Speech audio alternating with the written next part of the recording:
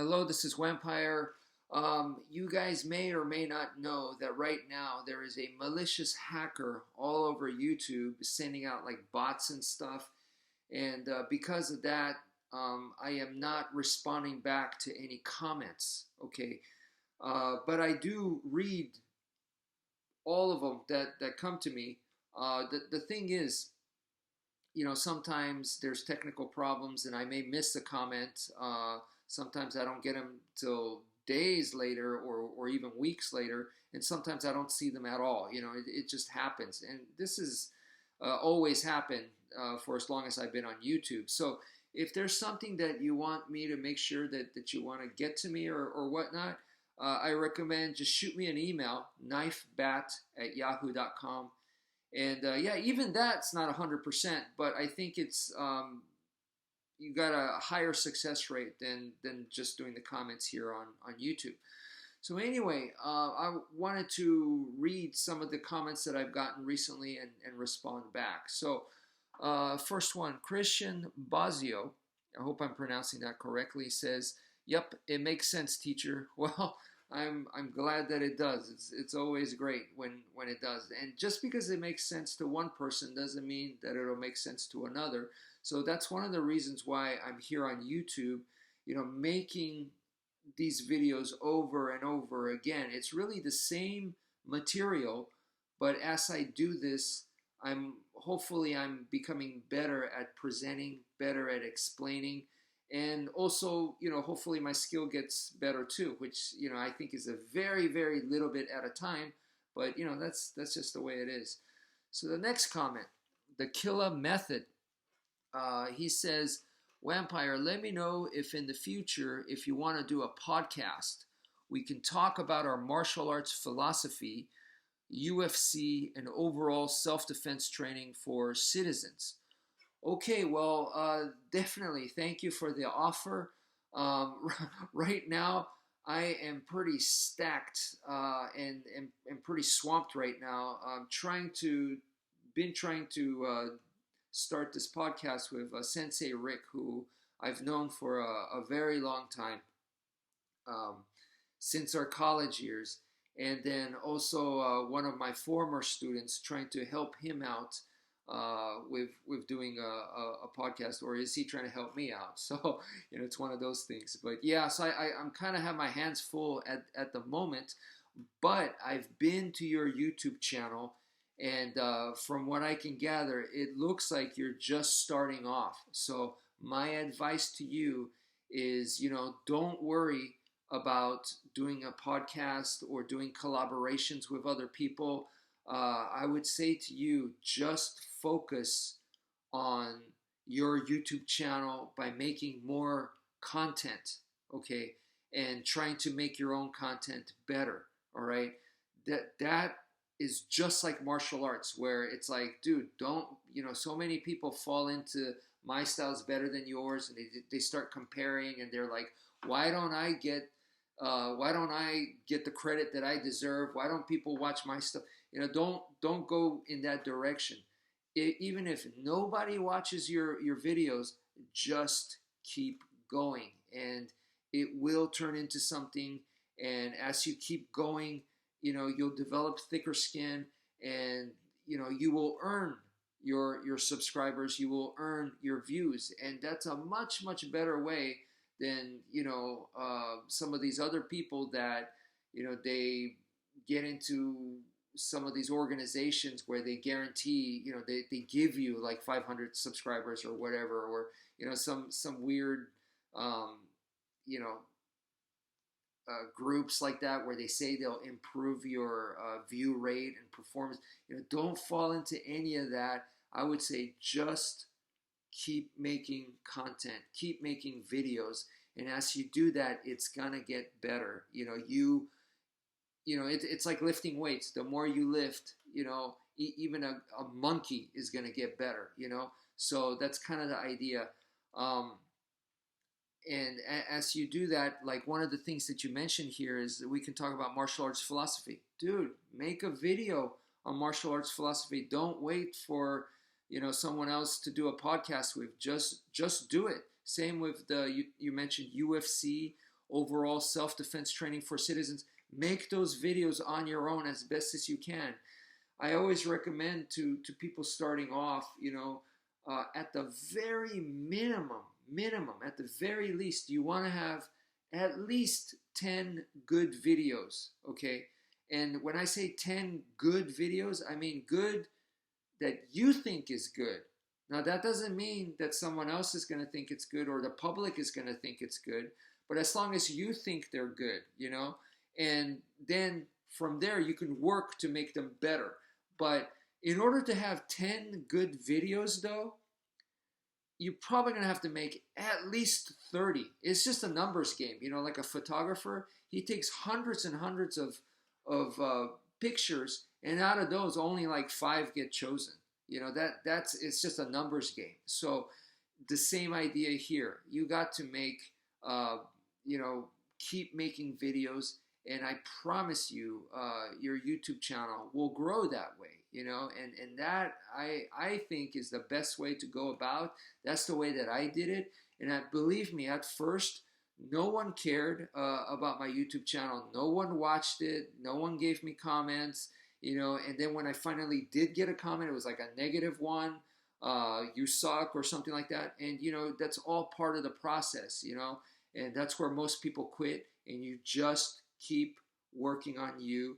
And it got to the point where I said, I don't care what anyone thinks. I'm just going to keep doing this. And as I do it, I will get better. So that's the advice. Don't worry if no one watches your stuff. That's okay. That's the way it's going to be at first, So anyway, the next comment is also by the Killer Method. Dude, you're all over my channel. You're stealing the show here.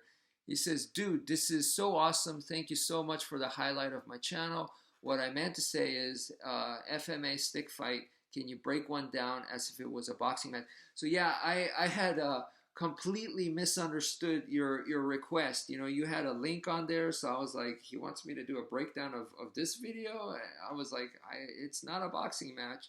So yeah, my bad. I completely misunderstood. Now I know what you're talking about. I try not to do breakdown videos so much because it's not my thing. There's plenty of other people on YouTube that do that for like MMA fights and stuff, and B, not only is it not my thing, YouTube is very strict with copyright stuff. So I just and I'm not very familiar with all that kind of stuff. So I tend to stay away from doing that. Once in a blue moon I might, but I usually, don't mess with that. Now, I do think it's a really good idea because, like I said, there's probably plenty of MMA fights that people do breakdowns on, but not many stick fighting videos.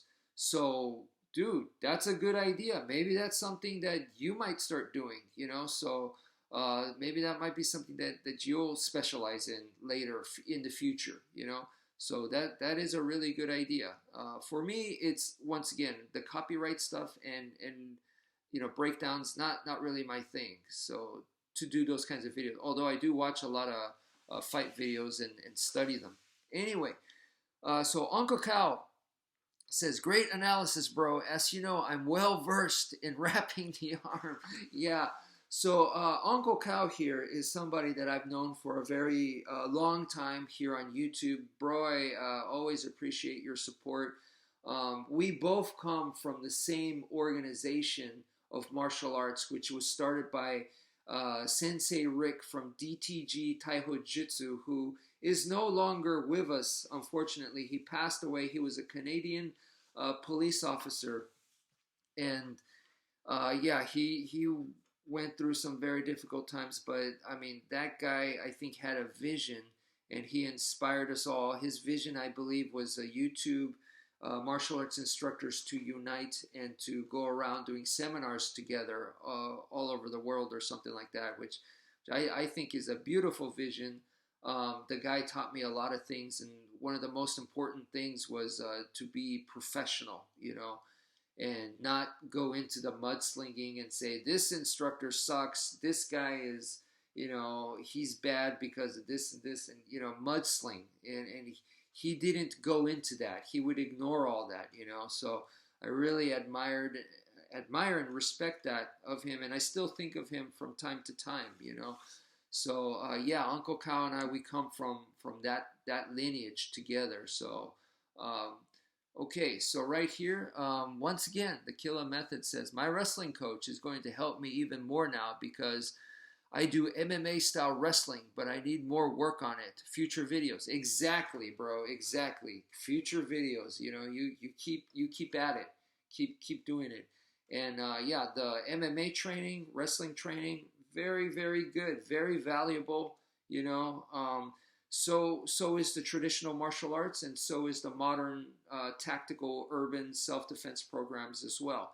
All three have different ways to view combat and self-defense, you know, whether it's sport, whether it's the modern tactical stuff, or whether it's the traditional. Like I said, all three of those are different viewpoints, but, I think it's important to be able to mix all three and have the viewpoint of all three. It'll give you a more realistic perspective instead of just viewing combat or self-defense from one viewpoint only. If you do that, you may miss some things. So that's how I like to view things. And when I first started martial arts, I couldn't do that. My brain couldn't really handle that.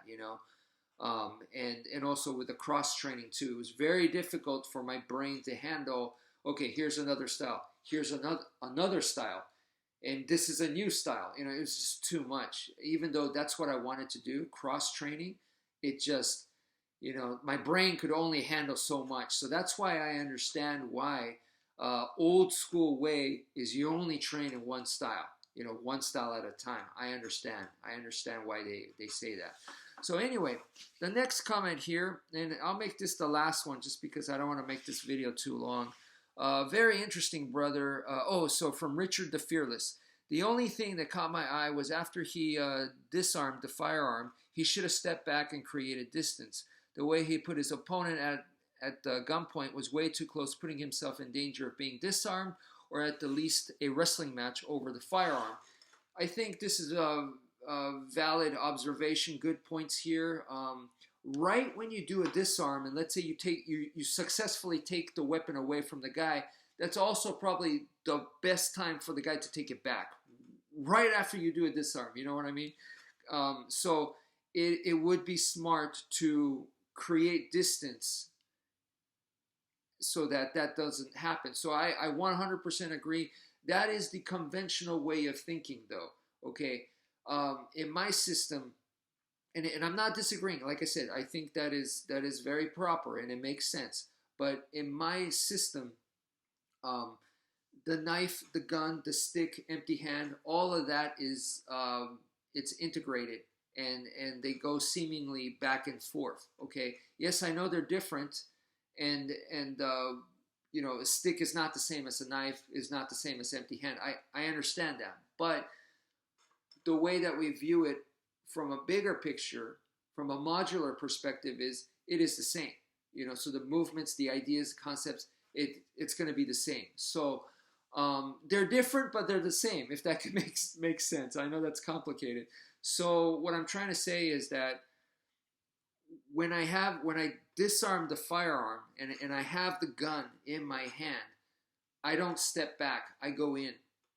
I go even closer because I'm using the gun as if I have a knife, or as if I have a stick, or as if I'm fighting empty hands. So I go inwards, and I'm using the firearm to hit their arms, to hit them directly, to block, to parry. So I'm fighting with a firearm, and if I'm going to shoot, it's going to be in extreme close range, and that way I don't miss.